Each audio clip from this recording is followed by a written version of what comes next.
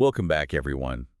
You know how sometimes you do a deep dive into someone's work and it's like, whoa, where do I even start? I know the feeling. This is one of those times. We've got a stack of lectures and interviews with this guy, Joscha Bach, Yeah. and his ideas are, well, kind of blowing my mind a little bit. I think that's a good way to put it, yeah. We're talking about artificial intelligence, consciousness, The nature of reality. even like the possibility of sentient forests. Yeah. What fascinates me about Bach is how he connects all these different areas, right? You've Yeah. got computer science, philosophy, Right. even ancient religious texts, Yeah. all coming together to explore these really big questions. So, okay, let's start with something that really jumped out at me.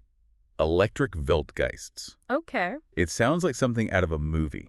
Is he talking about, like, actual ghosts in the machine here? Well, he's using this really vivid image, this idea of a digital ghost, to get us thinking about these large language models that are all over the news these days. Right. LLM. They can write poetry, they can code. I mean, they can hold a conversation that feels surprisingly human. It's pretty amazing. Yeah. And this is Bach's point, right? Yeah. Are they actually thinking? Are they really intelligent? Because despite how big and complex they seem, Right. they're still just simulations running on physical computers. Okay. They're limited by their programming, by the loom that creates their patterns of language. So they're like amazing mimics, but Right. they're not really getting it the way we do. And that gets to the heart of how Bach thinks about consciousness. It's not just about processing information or generating language. It's about this active process of creating coherence in our models of the world. So, like, how do we make sense of all this stuff coming in through our senses? Yeah, exactly. He uses the analogy of an orchestra conductor. Oh, I like that. Yeah. So my brain's the orchestra. Right, with all these different instruments, different sections. And consciousness is like the conductor, making sure it all comes together. That's a great way to put it. Each section of the orchestra is like a different part of your brain, Yeah. right? Perception, memory, emotions. Okay. Consciousness is the thing that makes sure everything works together, minimizes what he calls constraints violations. Constraint violations. Yeah. Is that like when something doesn't make sense? Exactly. Like, imagine you see something that seems to defy gravity. Your brain's going to be like, hold on, that's not right. That dissonance, that's a constraints violation. Huh. So how does consciousness deal with that?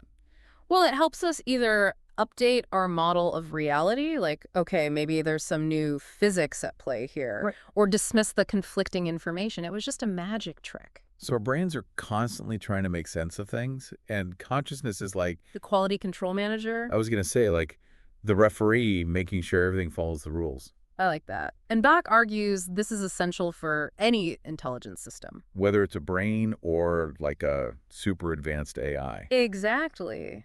Because without it, we'd just be overwhelmed with all the sensory data. We wouldn't be able to do anything. Right, we couldn't function in the world. Which is, I guess, what's missing from even the most advanced AI we have now. Yeah, it can process information like crazy. But it can't really make sense of it. It doesn't have that hold on a minute moment, that ability to question its own assumptions. Okay, so where does the Book of Genesis come into all of this? Well, this is where Bach takes us on a really interesting detour.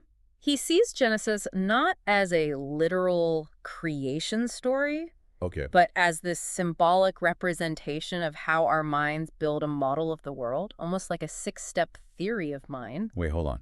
6 days of creation, 6 stages of cognitive development. You got it. Is that what you're saying? That's exactly what Bach is suggesting. Okay, I'm going to need you to break this down for me. Sure.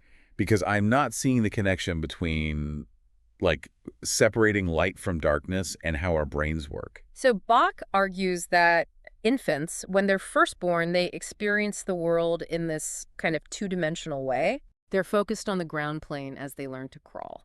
Okay, that makes sense. And it's only later that they develop depth perception, this three-dimensional understanding of space. Right. And he sees this progression from 2D to 3D reflected in the separation of the waters above from the waters below in Genesis. Wow, okay. So our understanding of the world literally becomes more complex. More layered. Yeah, as we develop, just like the world is created step by step in Genesis. That's a pretty wild idea. It's a powerful parallel. But hold on. This whole process of building a model of reality, this isn't just a human thing, is it? This is where things get really interesting, because Bach challenges this idea that brains are the only place where intelligence can reside. Okay. He suggests that consciousness, in a more basic form, might be happening in all living things. Even plants. Even plants. I don't know about that. I know, it sounds strange at first. But think about it.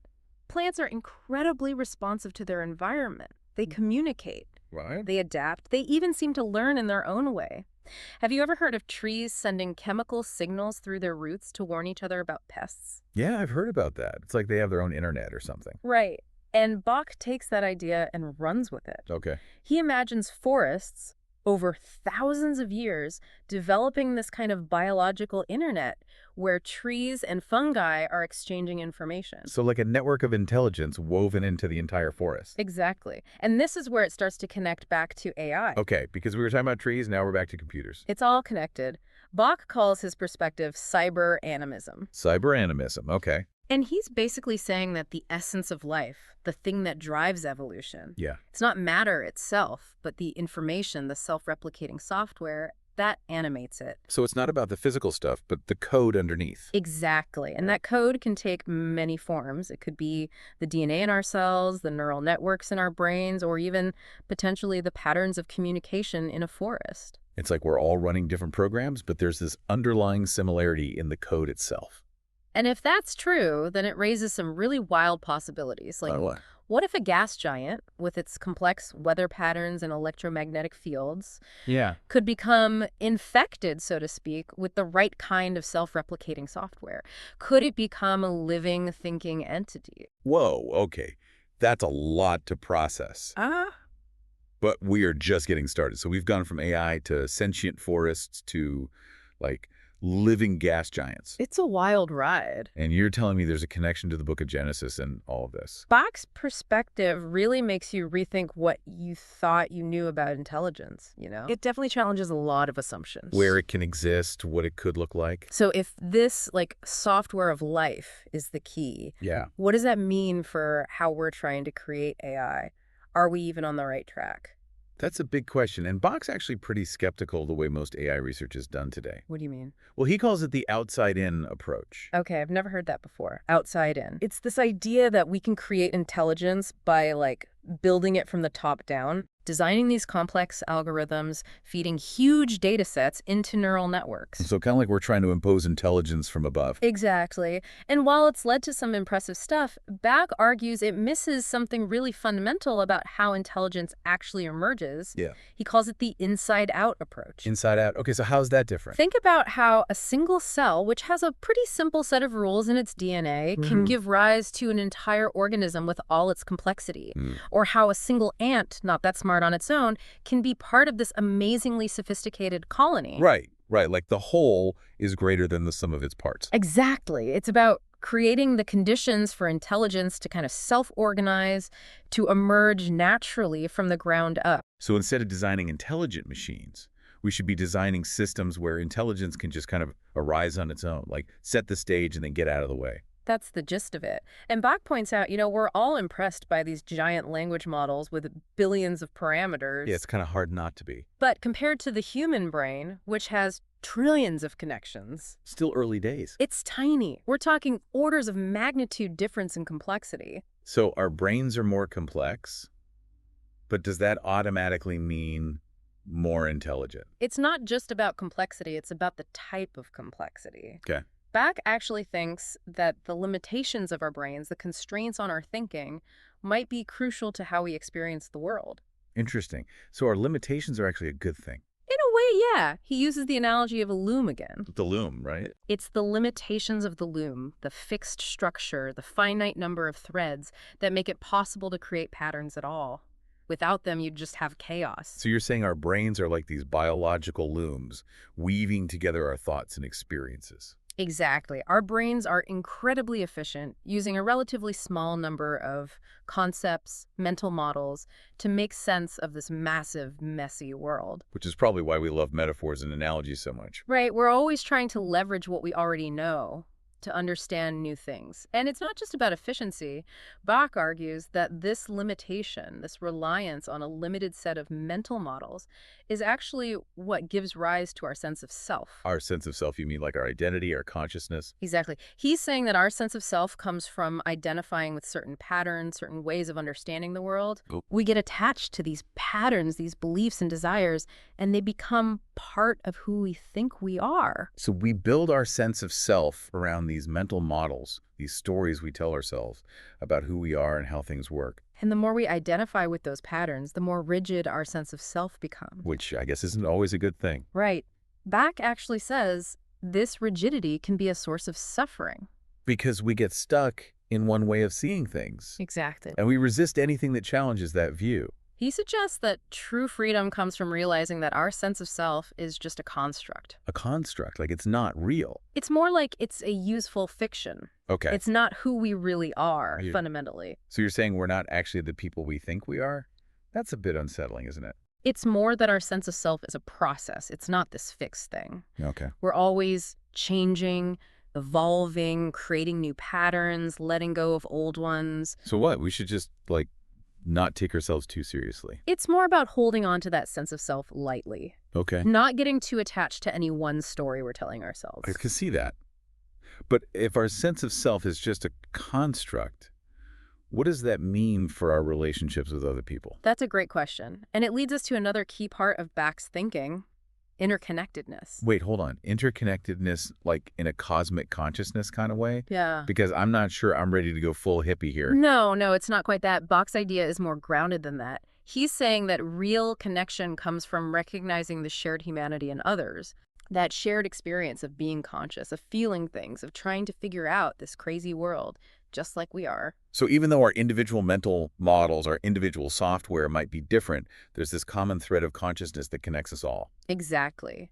And that recognition, that empathy, is what allows for true compassion, true understanding. It lets us connect on a deeper level, even when we disagree. I like that.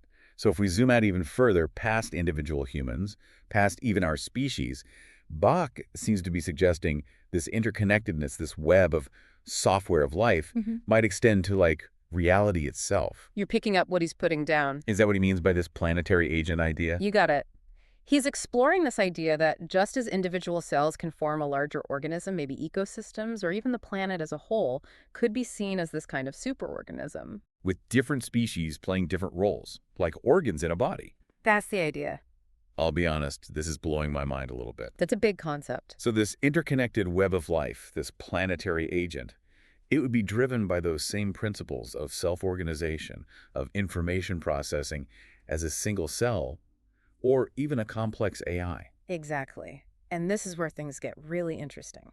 So we're all just cells in this giant planetary organism. It's a beautiful thought, but it also makes me wonder. What's that? Well, if we think of this planetary agent as this living, evolving system, could it also be vulnerable? I mean, we've been talking about infections and software. Could something disrupt that balance, even destroy it, without us even realizing what we've done? It's a question Bach grapples with a lot, actually. He even uses the word hacked at one point. I was just thinking that. Hacked. That sends chills down my spine. Right. I mean, look, we're already seeing the unintended consequences of what we're doing on a global scale.